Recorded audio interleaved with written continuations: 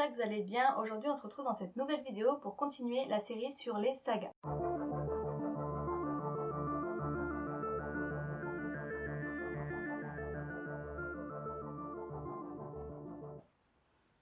Je crois que mon chat est pas d'accord. Tu fais coucou, mon petit chat. Je vais essayer de faire vite parce que monsieur a envie de faire sa sieste, donc du coup je le dérange en parlant. Donc aujourd'hui on va aborder les séries dans lesquelles je suis à jour ou alors celles dont il ne me reste la lecture que d'un tome à faire. A chaque fois je vous préciserai si l'intégralité des tomes de la saga sont sortis ou non. On commence tout de suite et on attaque très fort avec le premier tome d'une saga que j'ai beaucoup aimé. Il s'agit de Magic Charlie de Audrey Alouette. Publié chez Gallimard, ce premier tome vous immerge dans un univers complètement magique. On y suit Charlie Vernier, un jeune homme tout à fait normal, mais voilà, un jour il découvre que tous les souvenirs de sa grand-mère ont disparu. C'est alors qu'il entre dans le monde des magiciens dont sa grand-mère faisait partie, et il se rend compte qu'elle court un grave danger. Pour la sauver, Charlie va choisir de devenir un apprenti magicien, et va donc entrer dans un monde empli de magie, avec des beignets de prédiction, des serpillères enchantées, des grimoires volants, des pilleurs d'âmes, des balais qui se transforment en buissons. J'ai adoré la plume très imagée de Audrey Alouette, les caractéristiques des objets qu'elle a su détourner pour les faire entrer dans ce monde magique et la profondeur que l'on peut trouver derrière ce tome qui n'est pas si jeunesse qu'il en a l'air. Pour l'instant, seul le premier tome est paru, mais la parution du deuxième tome devrait être arrivée courant 2021. J'ai grand hâte de pouvoir poursuivre les aventures de Charlie Vernier. Est-ce qu'on peut parler saga sans que je ne vous parle de celle-ci? Est-ce qu'on peut un jour faire une vidéo ou un article sans que je ne cite cette saga? Je ne crois pas. Je suis à jour, évidemment, dans la saga Les Chroniques des Fleurs d'Opale de Yelena. Sont parus à ce jour le tome 1 partie 1, le tome 1 partie 2 et le tome 2 partie A. Eux trois, ils forment de sacrés briques. Il faut savoir avant toute chose que les tomes sont indépendants, c'est-à-dire que le tome 1 partie 1 et le tome 1 partie 2 se suffisent à eux-mêmes. Si vous souhaitez arrêter la lecture à partir de la fin du tome 1, c'est tout à fait possible. De la même manière, si vous souhaitez commencer votre lecture à partir du tome 2, vous ne serez pas perdu. Je ne sais pas s'il est encore nécessaire que je vous présente cette saga, mais dans le doute, on va suivre Diftil, une jeune Neltiade qui fuit son village après l'attaque de ce dernier par les humains. Au cours de la fuite, elle perd de vue son frère Néid, et elle va trouver refuge dans un monastère où le prêtre va la prendre pour la 5e déesse. Diftil n'a pas d'autre choix que de jouer le jeu puisque les Neltiades et les humains sont en guerre. Et pour survivre, elle va devoir faire semblant d'endosser ce rôle de 5e déesse. Elle va donc suivre une éducation au monastère, érudite, avec tout ce qui s'ensuit, jusqu'au jour où son frère qu'elle pensait disparu à jamais revient la chercher pour la sortir de ses murs. On va suivre alors la quête initiatique de Diftil à la rencontre des terres de l'Édénor et de formidables aventures dans les peuples qui ne cohabitent pas toujours pacifiquement. Ces ouvrages vous feront voyager à travers un monde approfondi avec une plume qui répond à l'éducation de l'héroïne et vous partirez à la rencontre d'un monde, de son passé, de ses légendes et de ses intrigues. Bref, moi j'ai été totalement convaincue et je ne peux que vous conseiller de vous pencher sur la question. Le tome 2 partie 2 est en cours d'écriture et il devrait voir le jour prochainement. La prochaine saga dont je vais vous parler, c'est la saga Nef et Shea, écrite par Aline Wheeler. Je vous mets le visuel ici puisque moi je l'ai lu en format numérique. C'est une saga dont pour l'instant 2 tomes sont parus, la suite est en cours d'écriture et on va rencontrer ici Nef qui est un troubadour donc qui utilise la musique pour pouvoir faire de la magie et Shea qui est une maîtresse de l'ombre. Et c'est tout ce système de magie que j'apprécie beaucoup suivre, ajouté à un univers complet des mythes, des légendes, un passé, une intrigue construite. Bref, chaque tome est un régal, je vous conseille cette saga. Une autre saga dans laquelle je suis en passe d'être à jour, puisque ça devrait plus tarder, je suis en pleine lecture du seul tome paru à ce jour. Il s'agit de Nightmare de Johanna Zahir et Thibaut Collomb de Franciosi. Ce roman, qui est un ovni dans le monde de l'auto-édition, de par sa mise en page,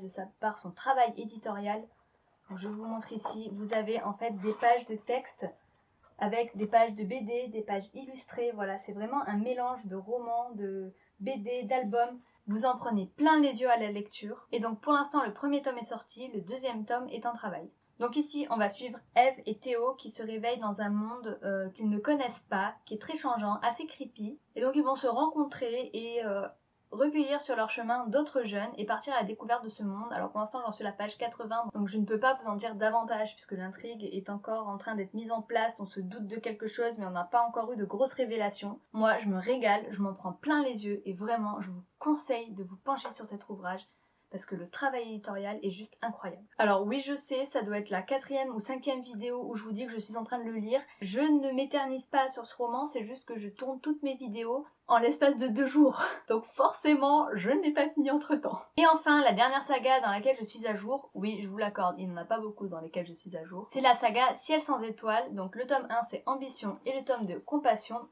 écrit par Yoann Dubos et publié aux éditions Snag. Ici, vous êtes en présence d'un ovni. Vous ne pouvez pas classer cette saga dans une case. C'est un mélange entre science-fiction et fantasy. On ne peut pas séparer l'un de l'autre. On va se situer dans un futur où l'homme a abandonné ses droits de liberté au profit d'un gouvernement qui lui promettait la paix. Et ce gouvernement est constitué des entreprises les plus puissantes. Dès lors que le classement bouge, également les dirigeants peuvent entrer ou sont contraints de sortir de ce cercle fermé. Parallèlement, la Terre continue sa conquête de l'espace. Mais voilà, la mission Sinope va plus loin qu'aucune mission n'a jamais été et elle se voit confrontée à une barrière infranchissable. Le vaisseau est endommagé, quelques membres de l'équipage sont portés disparus et la collision avec la barrière va révéler au monde des humains un univers qu'il ignorait jusqu'à présent. Des faées et d'autres créatures fantastiques vivaient sous leurs yeux depuis des millénaires et ils ne s'en étaient jamais rendus compte. Ces créatures fantastiques dotées d'incroyables capacités vont devoir apprendre à cohabiter avec les humains. Et nous allons suivre une jeune scientifique qui faisait partie de la mission Sinope et qui a perdu un de ses plus proches amis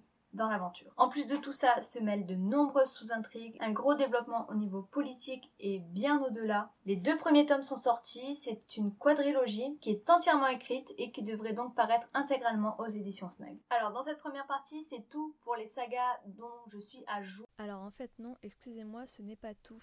J'ai parcouru trop vite ma bibliothèque et j'ai oublié quelques sagas, donc je vais vous les présenter maintenant en vous mettant la photo des tomes que j'ai lus. J'ai tout d'abord oublié de vous parler de Fanal de Émilie Chevalier-Moreux dont j'ai lu le premier tome et le deuxième tome ne devrait pas tarder à sortir. Dans cet univers, la Terre est devenue hostile et les hommes peinent à survivre au milieu des fantômes de nos villes passées. Fanal est un sans-clan.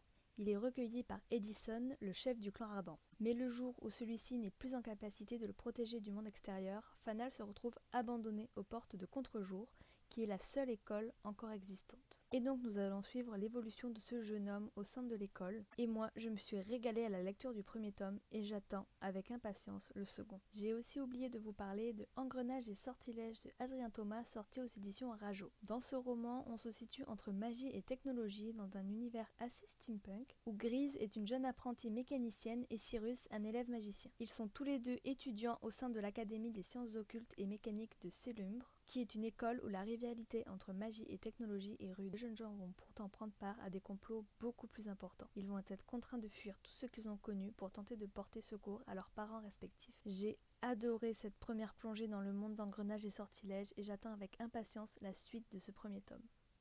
Et enfin, j'ai oublié de vous parler de La Cité des Chimères. Ce premier tome, écrit par Vania Pratt et publié aux éditions Snag, vous plonge dans London qui correspondrait à la ville que nous connaissons bien, mais dans le futur. Ici, les gens découvrent et suivent le Chi et toute la cité s'en porte bien. Quelques années auparavant a eu lieu une catastrophe sans précédent. Les chimères, de nouveaux animaux qui ont évolué différemment des autres, se sont rebellés et ont ravagé la ville. Au milieu de ces bouleversements, nous suivons Céleste, une jeune fille n'ayant toujours pas découvert son Chi, et Calissa, ancienne membre de la guilde des chiméristes, mais depuis la catastrophe, devenue voleuse et mercenaire. Commence alors une aventure immersive au cœur de la plus grande bibliothèque de la ville et des secrets les mieux gardés de cette dernière décennie. Ce premier tome avait été un véritable coup de cœur et j'ai hâte que le second tome paraisse aux éditions Snag. Je vais maintenant vous présenter quelques sagas dont il me reste un tome à lire pour être à jour. Voilà, je les ai classés ici parce qu'il n'y en avait vraiment pas beaucoup, donc plutôt que de vous faire 2 petites vidéos, j'ai préféré rallonger un petit peu celle-là. Donc premièrement, ici je vous les présente dans leurs anciennes éditions. Il me reste à lire le tome 3 de la saga Destinée de Lucie Barnasson. Ici, aux éditions Mots en Flot, il y avait le tome 1 et le tome 2, mais vont être prochainement réédités aux éditions Elixiria les 3 tomes d'un seul coup. Donc l'auteur a dévoilé le dos de ses couvertures sur les réseaux sociaux et le visuel des couvertures devrait bientôt suivre. Dans cette histoire, on va suivre Lénia, qui vit dans une ville protégée sous un dôme acoustique. En effet, dans leur monde, la musique est interdite. Elle est considérée comme nocive. Lénia se voit envoyée dans une école et souhaite en apprendre plus sur cette interdiction. C'est à ce moment-là qu'elle rencontre un jeune homme appelé Tristan qui va l'aider à faire la lumière sur le lourd secret que cache la société. Moi, je me suis régalée à la lecture des 2 premiers tomes que j'avais d'ailleurs lus en lecture commune avec Stranger Feline et avec l'auteur sur un groupe Facebook. C'était absolument génial et j'ai hâte de continuer l'expérience avec la parution du tome 3 en décembre. Une autre saga dont il ne me reste qu'un tome pour terminer la saga, il s'agit de la saga Rouge Sang et Noir Corbeau, donc le tome 1, L'apprentie faucheuse de Justine Robin, et le tome 2, La Santa Muerte. Donc cette duologie est entièrement publiée aux éditions du Héron d'Argent. Et dans le premier tome, on va suivre Amélia, qui était une simple domestique dans un manoir. Mais voilà, une nuit, ce manoir se fait attaquer lors des événements de la ségrégation, et Amélia décède. Mais là est tout le début de l'histoire, puisque Amelia renaît sous le nom de Red Death, et elle devient alors l'une des 7 petites faucheuses. Désormais, son rôle est de pourchasser les esprits et de devenir la meilleure des faucheuses. Cependant, quelques péripéties sont à prévoir, puisqu'elle n'a pas choisi le meilleur des encoups, elle a choisi en effet Rain, qui n'est autre que son meurtrier, et Rain est désormais contrainte de lui obéir pour l'éternité. À ce joyeux bazar se mêlent des complots qui se mettront en travers de son chemin, puisqu'en effet Amelia n'a qu'un rêve, devenir la grande faucheuse. Je vais vous parler maintenant d'une petite saga jeunesse que j'apprécie, que j'ai découvert en février lors du festival Yggdrasil. Il s'agit des Chevaliers de la Raclette. Le tome 1 est écrit par Jean-Laurent Del Socorro et les tomes 2 et 3 sont écrits par Nadia Coste. Publiés aux éditions de la Marmotte, donc alors vous pourrez retrouver ces romans sur le site des éditions ActuSF. On va suivre un groupe de 6 amis qui se réunissent régulièrement autour d'une raclette avec leurs parents. Mais voilà, un soir, ils vont descendre chercher l'appareil à raclette à la cave et trouver d'étranges objets. Ils vont découvrir comment les combiner et sous leurs yeux, le mur va s'effacer pour leur offrir un passage vers une autre époque. Dans le premier tome, on retourne au Moyen-Âge avec un château de la région savoyarde qui est en flammes. Et les Chevaliers de la Raclette vont donc se mettre en tête de sauver le maximum de personnes. Et voilà, on peut se demander à juste titre si changer l'histoire n'est pas sans danger. Donc ici, moi j'ai lu les tomes 1 et 2 que j'ai trouvé très légers, très frais, c'est très rapide à lire. Il y a un petit dossier pédagogique à la fin qui est super sympa à étudier pour les jeunes. Et il me reste à découvrir le tome 3 qui est le petit dernier de ma palle puisqu'il vient juste d'arriver sur mes étagères. J'ai hâte de découvrir ce que les auteurs nous ont réservé pour la suite de cette saga. Et enfin, la dernière duologie que je vous présente, il s'agit de La Maison des Guidés de Ariel Sauté. Alors ici, il était aussi publié aux éditions Montflot qui ont fermé, mais il me semble que l'autrice a retrouvé une maison d'édition pour sa duologie, donc elle devrait bientôt de nouveau être éditée. Donc j'ai lu le premier tome et il me reste le second tome à lire pour terminer cette saga. Et donc le principe de cette saga, c'est de se demander jusqu'où peut aller la télé-réalité. Dans le premier tome, on va suivre 10 individus qui se retrouvent à leurs dépens au sein d'une maison où tout est filmé. C'est une toute nouvelle émission qui vient de se retrouver et qui a beaucoup de succès, avec un seul but pour ces 10 inconnus, trouver la sortie de la maison. On commence ce roman en n'en sachant pas plus qu'eux et on va suivre petit à petit la découverte de leur personnalité, pourquoi ils en sont arrivés là, quels sont leurs caractères, comment est-ce que chacun s'est retrouvé ici. Et donc c'est une véritable réflexion sur la télé-réalité, les dangers que l'autrice nous propose. Et voilà, c'est la fin de cette vidéo, j'espère qu'elle vous a plu. N'hésitez pas à me dire si vous avez terminé certaines de ces sagas et ce que vous en avez pensé. N'hésitez pas non plus à me dire quelles sont les sagas que vous avez en cours. Est-ce que vous êtes comme moi à en avoir un nombre incalculable ou alors est-ce que vous vous cantonnez à une seule saga? Moi je vous retrouve très vite dans une prochaine vidéo, soit pour les sagas que j'ai à peine commencé, soit pour celles que j'aimerais débuter. Je vous fais des gros bisous et je vous dis à très vite. Bye!